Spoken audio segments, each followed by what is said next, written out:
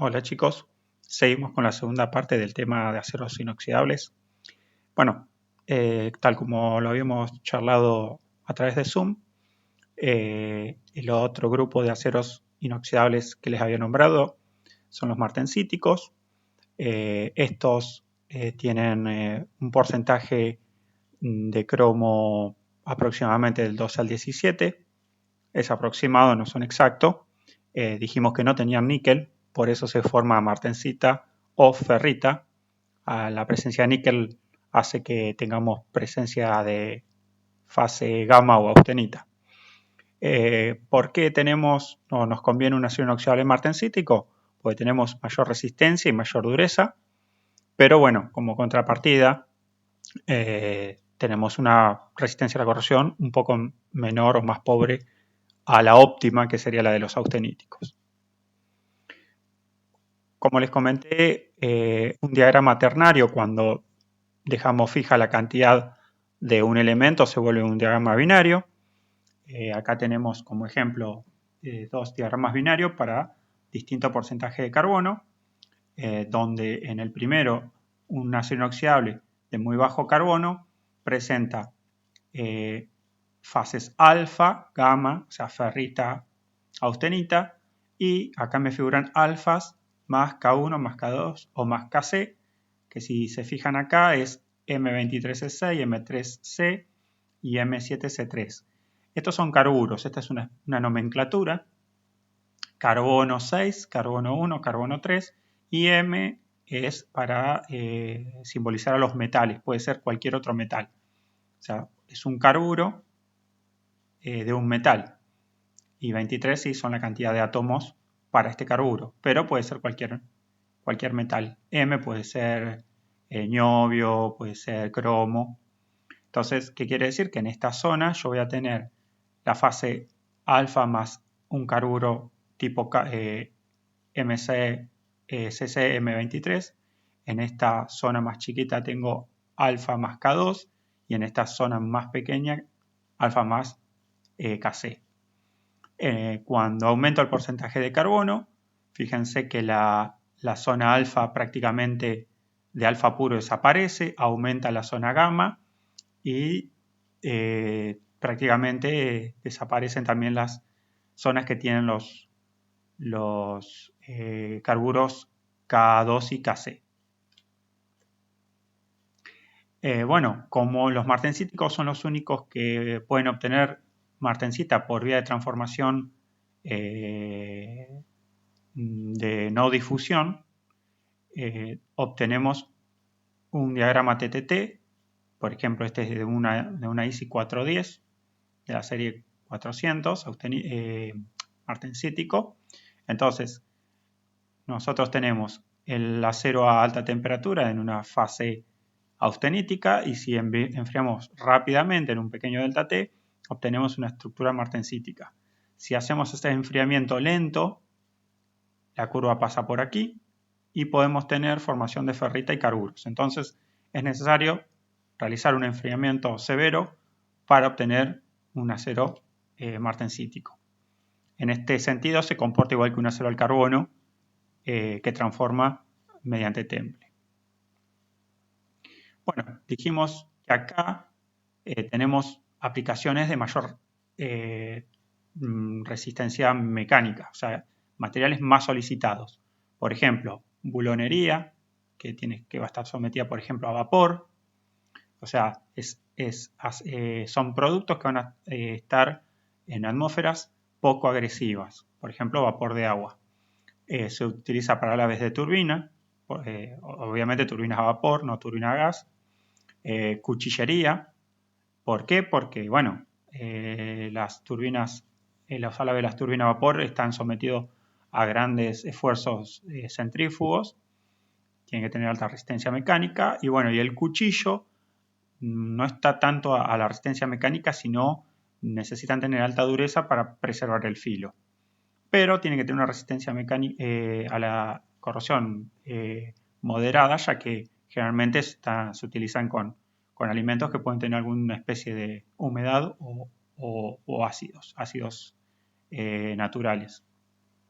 Fíjense que para bajos porcentajes de carbono estos aceros tenemos los alaves de turbinas principalmente o algunos otros materiales de construcción.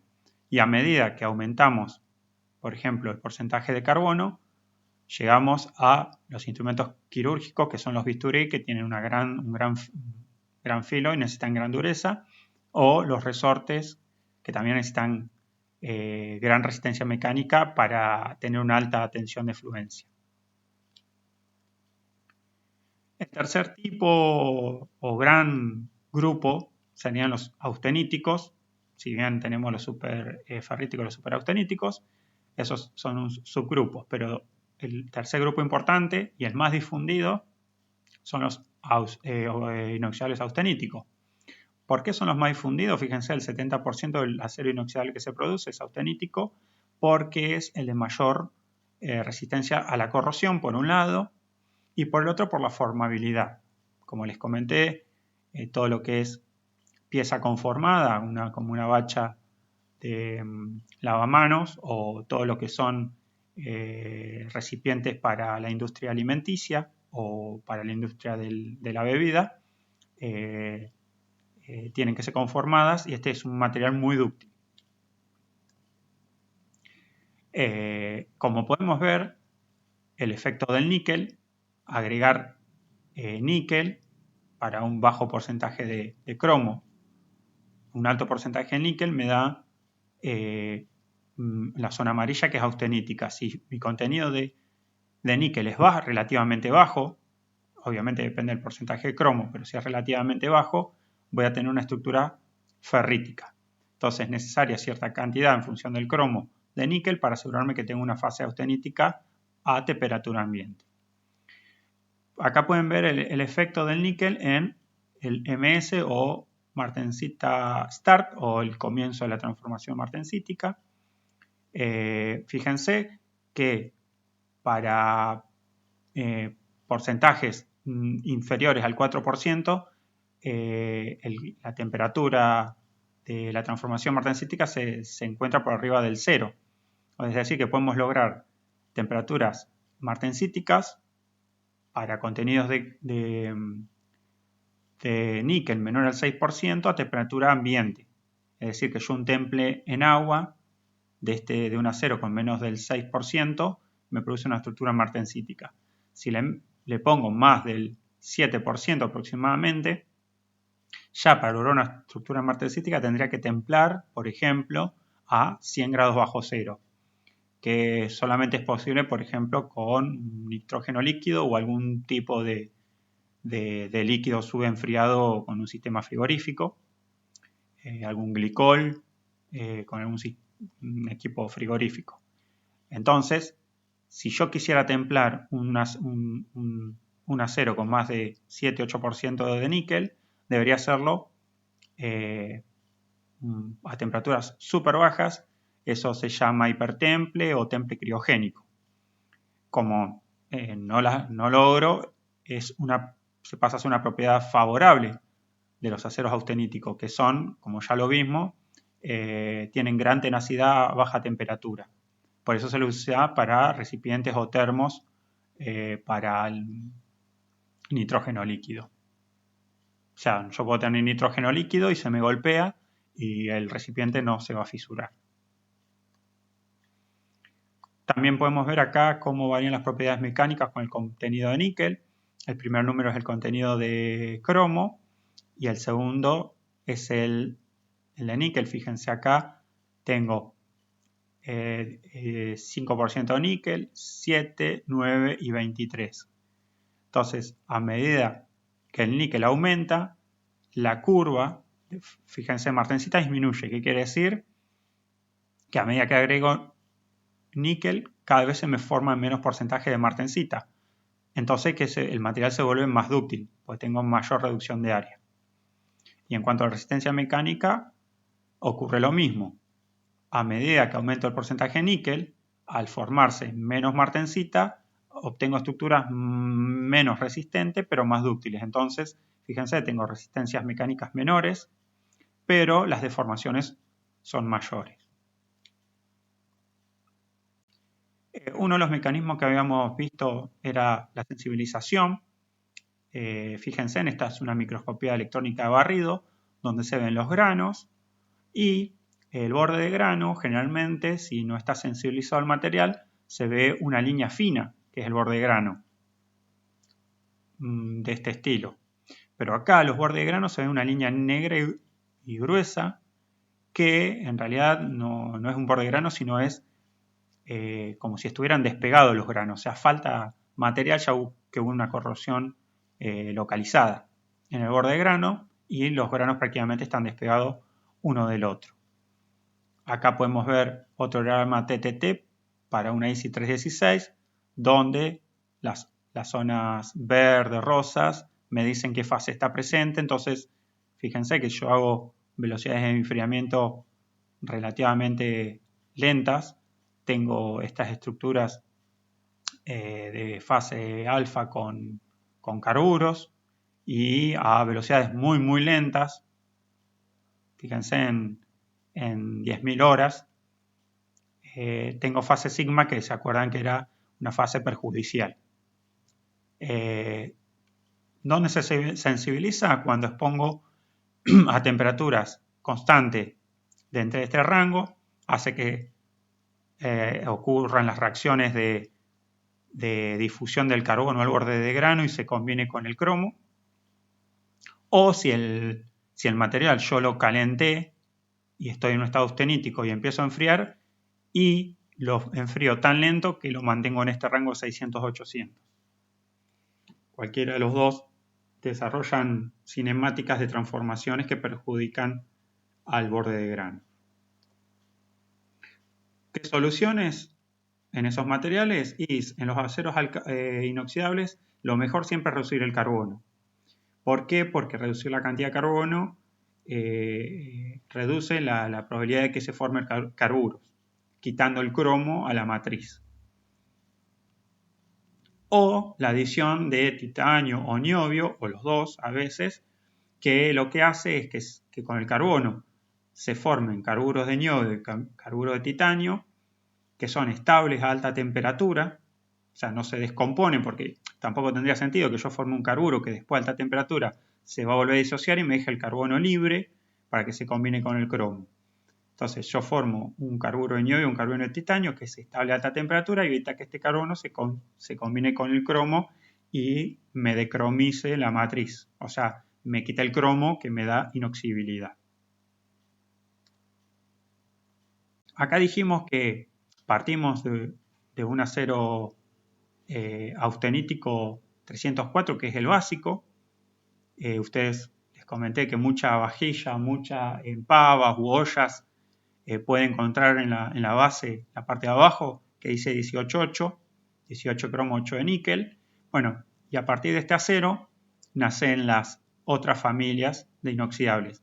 Si quiero aumentar la resistencia mecánica, le agrego nitrógeno, y en este nitrógeno se va a combinar y me va a generar nitruros, y obtengo el 304 LN, L en todos los inoxidables low carbon, carbono no más de 0.08, y N es de nitrógeno. Si lo que quiero es mejorar la resistencia a la oxidación, le agrego más cromo, más níquel y silicio, y obtengo la serie o el acero inoxidable 310. Si quiero disminuir la corrosión intergranular, ¿qué hago?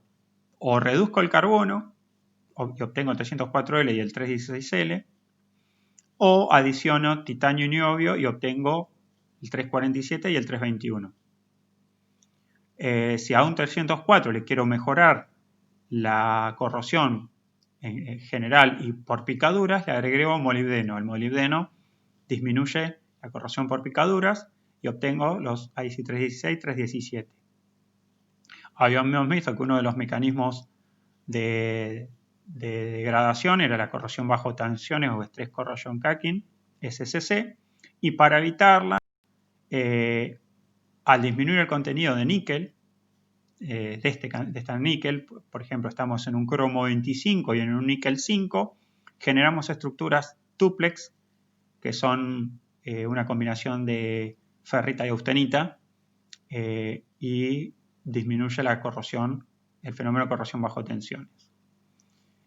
Y si además agregamos molibdeno, nitrógeno y aumentamos todavía más la cantidad de nitrógeno, de cromo y de níquel, obtenemos los superausteníticos. Acá tenemos un ejemplo de austeníticos, tenemos el 316 y el 304, y fíjense cómo estos superausteníticos aumentamos el cromo, el níquel, el molibdeno y el nitrógeno, y fíjense cómo disminuyen las tasas de corrosión general en milímetros por año. Bueno, acá está para un ácido sulfúrico con distinta concentración y con aumento de temperatura. Entonces, fíjense, el 304 es este, el 316, y los superausteníticos son estos dos. Fíjense que cómo puedo bajar la tasa de corrosión, inclusive con mayores contenidos de ácido sulfúrico, hasta el 80%. Después del 80% vuelve a subir, pero el comportamiento es aproximadamente que disminuya la corrosión con el aumento de la concentración del elemento corrosivo. Bueno, como dijimos, son uno de los más utilizados. Se los utiliza en tuberías, en intercambiadores de calor, en depósitos y más que nada en reactores de la industria alimenticia, farmacéutica y hasta del papel. ¿Por qué? Porque el papel utiliza mucha soda cáustica en el proceso, bueno, y este es un acero que se lo banca bien. Y como dice acá, los aceros más aleados, como con molibdeno, titanio y niobio, se los utiliza en ambientes más agresivos todavía. Tiene una gran resistencia a la oxidación y a la termofluencia a altas temperaturas, termofluencia SCRIP, que lo vamos a ver en el próximo capítulo. Como dijimos, tiene buena tenacidad a temperaturas criogénicas, es decir, que mantiene su alta energía, absorbe alta energía en un impacto, inclusive a bajas temperaturas. Y por ser una fase austenítica, la austenita es no magnética, lo que puede ser a veces beneficioso o no, depende la función de la pieza nuestra. Los aceros dúplex dijimos que aumentamos un poco el contenido de cromo y disminuimos el de níquel, y obtengo esta microestructura donde tengo ferrita y austenita. Entonces el comportamiento global es: respecto a un ferrítico mejoro la resistencia a la corrosión porque parte de la estructura es austenita, y respecto a la austenita mejoro su resistencia mecánica, que es baja, agregando ferrita, que es más resistente. Entonces tengo una buena resistencia mecánica, una buena propiedad anticorrosiva, y como dice acá, tiene un poco más de cromo y menos de níquel que los austeníticos. ¿En dónde se utilizan los aceros dúplex? Cuando necesito alta resistencia mecánica y debo sustituir un austenítico, o sea, algo que tenga buena resistencia pero, a la corrosión, pero más resistencia mecánica. Cuando tengo ambientes con cloruro, por ejemplo, agua de mar, o tengo una sal en un ambiente que contenga humedad, bueno, baja la susceptibilidad a la corrosión por cloruros. Por ejemplo, acá el caso típico es las bombas de agua de mar. Acá, por ejemplo, la central térmica, el agua de enfriamiento que se usa es agua de mar y se utilizan bombas. Inclusive hay unos filtros que son mecánicos, que también filtran el agua de mar. Entonces toda la parte mecánica del filtrado está hecha con acero dúplex porque es mejor para resistir la corrosión por cloruros. Y bueno, alta resistencia a la corrosión por fatiga. Este es otro mecanismo de los tantos que hay de falla. Se llama corrosión fatiga. Y bueno, uno de los ejemplos que se da es en los rayos extrusores de la, porque es un mecanismo conjunto donde hay un medio corrosivo y hay un y el elemento está sometido a esfuerzos alternativos de fatiga. Bueno, en algún momento les comentaré bien por ahí cómo es este mecanismo de falla. Bueno, acá para que tengan una idea,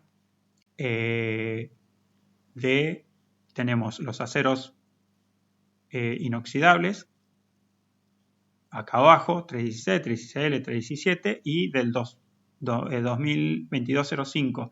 Y estos tres son aceros dúplex. Y fíjense que esto es CPT, es temperatura crítica para la picadura en cloruro de sodio 1 molar. ¿Qué quiere decir? Que los aceros inoxidables austeníticos están abajo y los dúplex acá arriba. O sea que para que se desarrolle el picado en una solución de cloruro de sodio, los dúplex se bancan mayores temperaturas. Es decir, que si doy un inoxidable ya a entre 20 y 40 grados, que puede ser una temperatura casi ambiente, ya se empieza a producir picadura por cloruro de sodio, por ejemplo en un ambiente marino. Y los dúplex necesitan temperaturas de 70, 80 y más para que se desarrolle esta picadura. Tiene que haber presencia de cloruros, temperaturas elevadas y, bueno, pH bajos, que son medios ácidos. Hay un número bastante importante, es un número práctico que se le da a los aceros, que se llama el PREN, que en realidad son siglas. PREN es Pitting Resistance Equivalent Number, o sea, el número equivalente de resistencia al pitting o picado, y es un número que, fíjense, es función de la composición química del acero. Depende del porcentaje de cromo, del 3 veces 0.3 el contenido molibdeno y 16 veces el contenido nitrógeno. Recuerden que el molibdeno era el elemento que le daba resistencia al pitting a los aceros. Entonces acá también fíjense que acá abajo, a medida que me voy hacia la derecha, voy de los austeníticos a los dúplex, aumento este número PREN. O sea que aumenta el número de resistencia al pitting.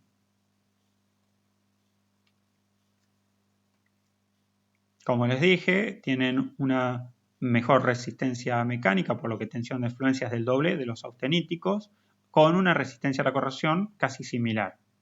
Fíjense que tengo acá comparando austenítico y dúplex, para número PREN bajo menores a 32, tengo el IC 316L y el dúplex 2304, y para PREN altos mayor a 37 ya tengo dos dúplex.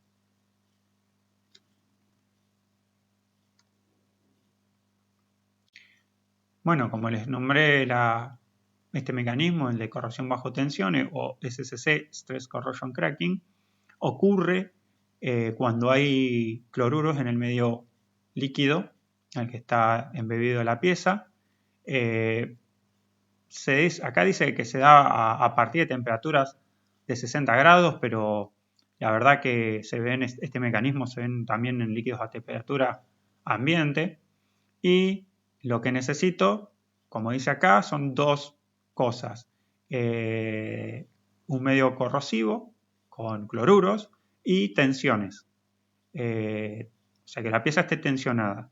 Pueden ser tensiones aplicadas o tensiones residuales, porque muchas veces se ha encontrado este mecanismo de falla en piezas que no están sometidas a tensiones, pero en el proceso de conformado han quedado con tensiones residuales, y esa tensión residual más el medio corrosivo producen este tipo de falla.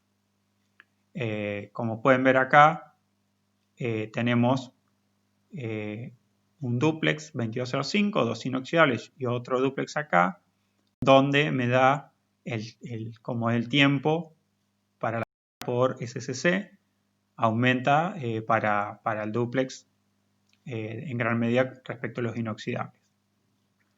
Bueno, chicos, hasta acá lo que es aceros inoxidables, lo que quedaba, que era poquito.